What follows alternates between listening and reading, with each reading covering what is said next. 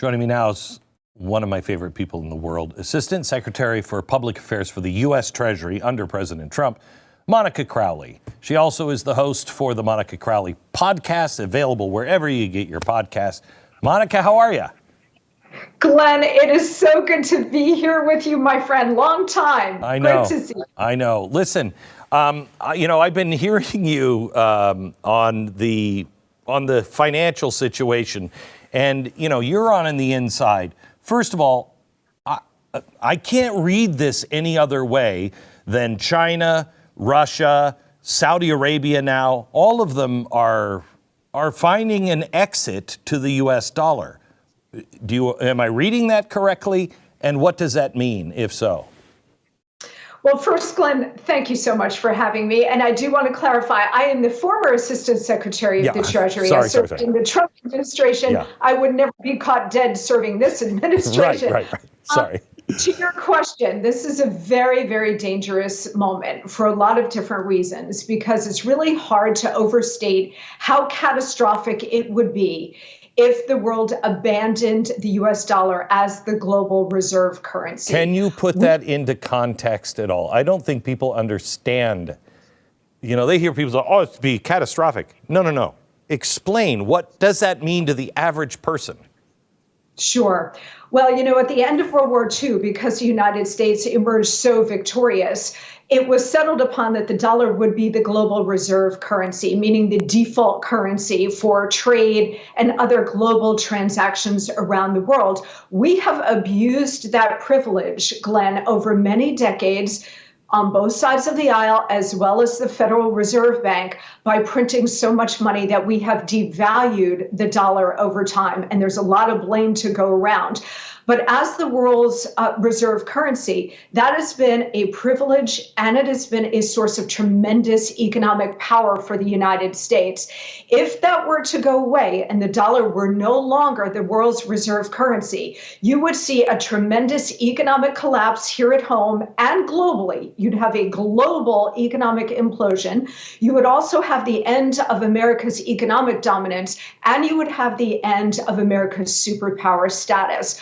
What does it mean to you and me and to the average American? Well, if that were to happen, Glenn, you would see prices spike beyond anything imaginable. We would have Weimar Republic kind of hyperinflation in this country and around the world. So the effects would be absolutely catastrophic, and we would not be able to project either economic, diplomatic, or military power around the world. So do you think that they are building the FedNow system and the CBDC? Do you think that this is their plan to, when it just can't run any farther and it collapses, they just dump us into an entirely new system and they introduce a Federal Reserve coin? That is exactly the plan. And I know a lot of people say it's a conspiracy theory. No, it is not. In fact, most Western nations right now, including the U.S. Treasury under Joe Biden, have a pilot program in place to test the viability of a central bank digital currency. Let's take one step back, Glenn. Let's remember that the U.S. dollar was backed over time by a number of different things. It was backed for a long time by gold, a hard asset. My old boss, President Nixon, took the United States off the gold standard, and he told me in the early to mid 1990s when I was working for him that was one of his biggest mistakes because it untethered the dollar to any kind of hard asset, which then allowed government spending to explode and allowed the Fed to just print without wild abandon, right? And that put us on the back heel. But the other things that backed up the US dollar were America's economic strength and dominance, and the fact that oil has always been traded in dollars. Correct. If that were to go away, okay, that would be the end of the dollar. And that's why now, Glenn, you have this confluence of very dangerous trends happening where you've got Biden's weakness, you've got his war on American domestic energy production, you've got the Ukraine war, and as you mentioned, we've got America's enemies led by China, but also Russia and Iran and others. And now you have Saudi Arabia saying, we might be interested in taking a look at taking other currencies in exchange for oil. If that were to happen, that is the end of the dollar. You are going to have a massive economic implosion of the kind that we have never seen.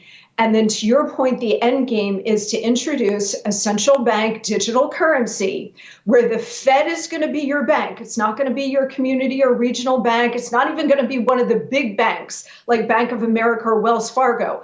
The Fed will be your bank. Your money will essentially be software. It'll be a number in software, nothing physical, nothing tangible. And programmable. And that means, and programmable.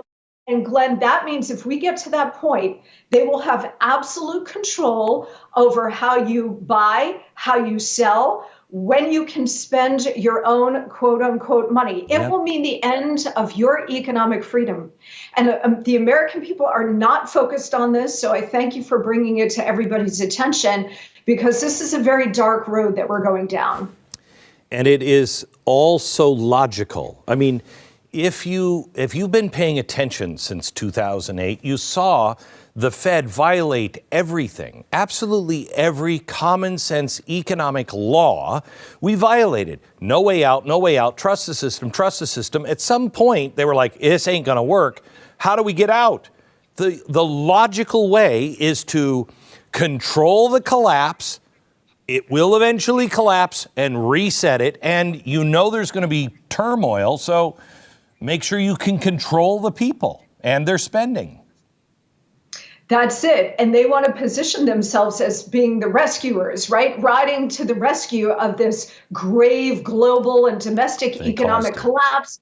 And they're going to be prepared to say, just like they did with COVID, oh, here, we've got the solution. We can alleviate your problems. Here is a central bank digital currency. What that really means is a cashless society. So there will be nothing physical in your hand. All of your money will be in a digital mode, okay? And that will give them the ability to turn you on and off. If you overstep your carbon footprint, they'll be able to shut off your ability to buy gas or to buy food or to buy airline tickets. They'll be able to turn off your car remotely. I know this sounds like Jetsons kind of stuff, Glenn, but it is literally right around the corner. And given what we've been through over the last 3 years, we've seen what the deep state, and there is a deep economic state as well, what they are all capable of. Monica, thank you so much. It's good to see you again. We'll talk again soon. Thanks for watching this. God bless. All right, more on this on tomorrow's radio program. From Dallas, good night, America.